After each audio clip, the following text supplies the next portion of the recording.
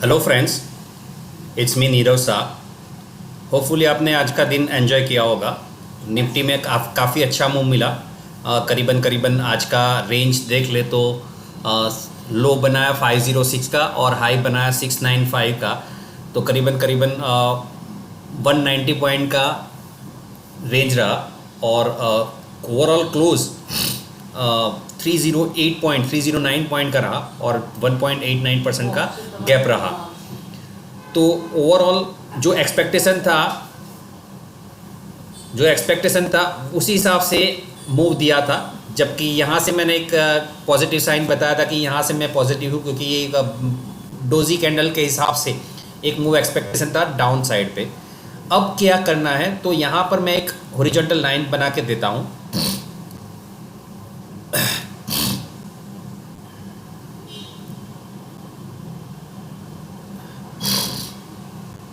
ये approximate line बनी है 16,851।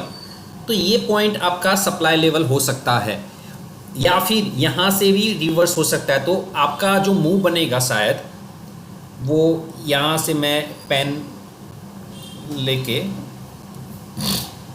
ब्रश लेके यहाँ से शायद डाउन मूव आए या फिर यहाँ से यहाँ तक जाके डाउन मूव आए, क्योंकि आज की कैंडल बहुत स्ट्रॉन्ग है। तो इस हिसाब से 851 का लेवल जो है वो एक सप्लाई लेवल हो सकता है या फिर कूल डाउन पॉइंट हो सकता है। ओवरऑल स्ट्रक्चर जो बन रहा है वो अच्छा बन रहा है। तो अब जैसे जैसे आगे बढ़ता जाएगा वैसे वैसे हम डिस्कस करते जाएंगे। तो फिलहाल निफ्टी के लिए मैं इतना ही बोलूँगा।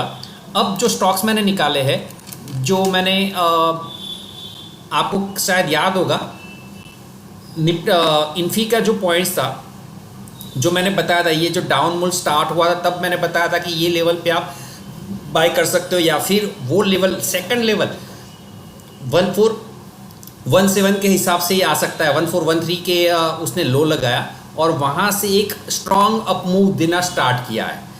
तो ये एक पॉजिटिव साइन है। या फिर ये RSI निफ्टी IT का इंडेक्स मैंने आपको बताया था ओवरसोल्ड जोन में है, कभी भी वो जंप कर सकता है। तो एक बाइंग लेवल एक बना था, यहाँ पे मैंने पॉजिटिव साइन बताई थी कि यहाँ पे हो सकता है, बट स्लिप हो गया। और यहाँ पे RSI फिर से मैंने यहाँ पे डिस्कस किया कि हाँ ये पॉजिटिव साइन कंफर्म हो चुकी है। और उसके बाद आप देखिए कि इन्फी का अच्छा मूव निकला है। तो अब 20 DMA को क्रॉस कर चुका है। तो अब जो नेक्स्ट लेवल आएगा वो करीबन करीबन 1634 के अराउंड आ सकता है, या फिर अगर वो भी निकाल लिया तो करीबन 1741 तक ही आ सकता है। फिर आज बैंकिंग में काफ़ी अच्छा मूव था, बट बैंकिंग सेक्टर में अच्छा मूव था, मगर बैंक निफ्टी थोड़ा नेगेटिव रहा। तो बैंक निफ्टी का जो चार्ट है आप देखिए, अपर लेवल पे ओपन हुआ था, बट उसने ओपन को रिस्पेक्ट नहीं दिया और ओपन के नीचे क्लोज हुआ है। So it is indicating little bit of negative sign. No doubt अभी भी गैप अप है, तो शायद गैप डाउन करने के लिए ये गैप फिल करने के लिए 1 और 2 गैप फिल करने के लिए ये शायद नीचे आ सकता है। जैसे निफ्टी में भी आप रेजिस्टेंस लेवल पे ही खड़े हो, तभी मैंने आपको ग्रुप में बोला था ब्रेक और मेक और ब्रेक लेवल है। तो वहाँ से करीबन 150-200 पॉइंट बढ़ सकता है या फिर 200 पॉइंट डाउन हो सकता है। तो बट बैंकिंग सेक्टर में से एक स्क्रिप्ट ने, वैसे तो 2-3 स्क्रिप्ट थी, मगर मैंने जो अपनी चॉइस निकाली है वो केटीके बैंक पे निकाली है। अब जो मूव है वो मैं दिखा रहा हूँ, आप देखिए यहाँ पर गैप अप था और एक स्ट्रॉन्ग कैंडल थी, बट आप देखिए ये मूव किस तरह से मैनेज हुआ। तो अब यहाँ से लेके जो मैंने ग्रुप में एक पोल डाला कि आपको कंफर्म 20 पॉइंट्स चाहिए या फिर रिस्की 50 पॉइंट चाहिए, तो डिपेंड करता है कि आपको किस तरह से बैट लगाना है। तो यहाँ पर मेरे हिसाब से कंफर्म पॉइंट मिल सकते हैं, बट बाइंग अपॉर्चुनिटी कहाँ पे होनी चाहिए वो आपको डिफाइन करना पड़ेगा। तो आप अपना मनी मैनेजमेंट जो भी है उस हिसाब से, स्क्रिप्ट का जो साइज़ है वो 64 रुपीज़ का 65 रुपीज़ का लास्ट क्लोज है। तो अपना मनी मैनेजमेंट बना के करीबन करीबन 60 तक बाइंग अपॉर्चुनिटी बन सकती है। तो आप अर्निंग डिक्लेयर हो चुके हैं तो घबराने की ज़रूरत नहीं, 3 महीने तक इसमें कुछ ऐसा ड्रास्टिक चेंज आने वाला नहीं है। फिर मैंने निकाला है PEL, जो कल का बहुत फ्राइडे का वर्स्ट परफॉर्मर था, वो आज का अच्छा परफॉर्मर भी बना। तो फ्राइडे को करीबन 11% डाउन था, जबकि आज का जो क्लोज है आज का क्लोज है 8% अब दिखा रहा है। अब ये ग्रुप ऑफ कैंडल्स का जो स्टडी है अर्निंग के हिसाब से, जो भी at the end of day declare हुए थे, उस हिसाब से 11% ड्रैग हुआ। अब ये पुल हुआ रहा 8%। तो अगर दो कैंडल की कैरेक्टरिस्टिक स्टडी करें तो ये इनसाइड बार बना है, तो अब इसके ऊपर जा रहा है या फिर इसके ऊपर निकल रहा है, तो आप एक छोटा सा स्टॉप लॉस तो नहीं बोल सकते, क्योंकि ये 11% की कैंडल है और ये 8% की कैंडल है। तो आपका रिस्क जो भी है 1680 के नीचे स्टॉप लॉस होना चाहिए। आज का क्लोज है 17777, तो काफ़ी दूर है, करीबन 100 पॉइंट, बट रिवॉर्ड भी अच्छा है, तो आप उसके लिए खेल सकते हो। पहला टारगेट आपका 1900 के अराउंड आएगा, वो भी मैनेज कर लिया, तो सेकंड टारगेट आपका करीबन 2002 के अराउंड आएगा, और वो भी क्रॉस कर लिया, तो फिर बहुत अच्छा टारगेट मिलने की गुंजाइश है, करीबन 2300 रुपये तक उसमें टारगेट बन सकते हैं।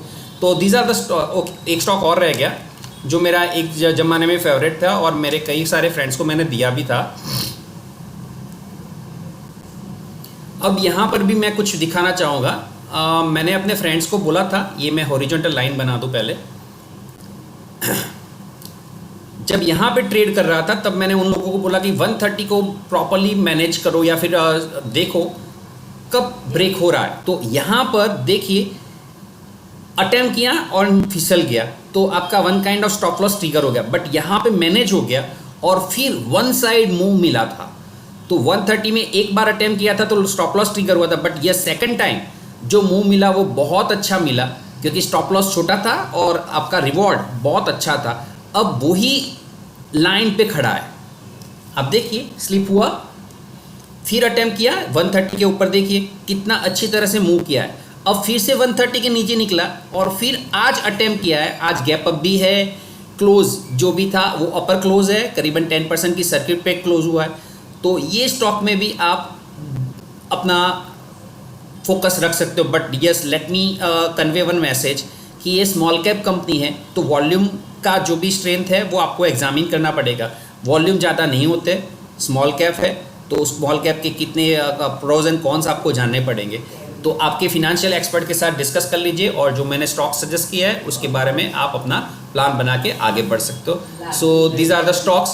Thanks for watching. Thank you.